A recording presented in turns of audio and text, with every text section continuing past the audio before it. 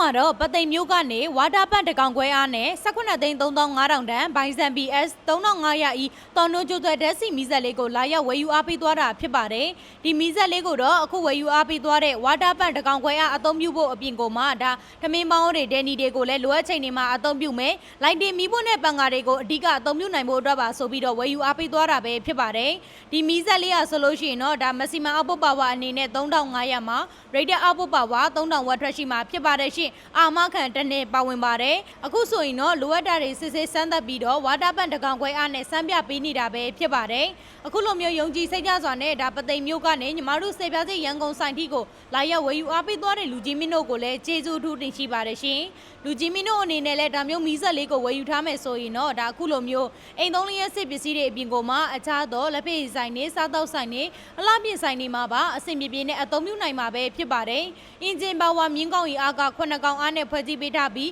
ဘိန်းလက်ကင်ပါဝင်ပြီးသုံးတို့ကျူးဆွဲ2မျိုးအသုံးပြုလို့ရတဲ့ဓာတ်ဆီမီးစက်လေးပဲဖြစ်ပါတယ်စိတ်ဝင်စားလို့ဝယ်ယူအသုံးပြုလို့တဲ့လူကြီးများအနေဖြင့်လည်းညီမတို့ဆယ်ပြားစိတ်ရဲ့ hotline ဖုန်းနံပါတ်လေးဖြစ်တဲ့399933လုံး1010တို့မှာလည်းတေးစိတ်ဆက်သွယ်စုံစမ်းမေးမြန်းဝယ်ယူအားပေးလို့ရတယ်လို့ဆယ်ပြားစိတ်ဆိုင်ကြီးတွေဖွင့်လှစ်ထားတဲ့ရန်ကုန်မန္တလေးနဲ့ပြည်ဦးလွင်တောင်ကြီးမြို့တွေမှာလည်းလူကြီးမင်းတို့ကိုယ်တိုင်စိတ်တိုင်းကြလာရောက်ဝယ်ယူအားပေးလို့ရပါပြီရှင်ဆယ်ပြားစိတ်ဆိုင်ကြီးတွေဖွင့်လှစ်ထားတဲ့မြို့ကြီးတွေမှာဆိုရင်တော့ပို့ဆောင်ကအခမဲ့အယောင်ငွေချေစနစ်လေးနဲ့ပို့ဆောင်ပေးနေတာဖြစ်ပြီးတော့ကျန်နယ်မျိုးများဆိုရင်လည်းပစ္စည်းလေးတွေကားဂိတ်ကနေတဆင့်ပို့ဆောင်ပေးနေတာပဲဖြစ်ပါတယ်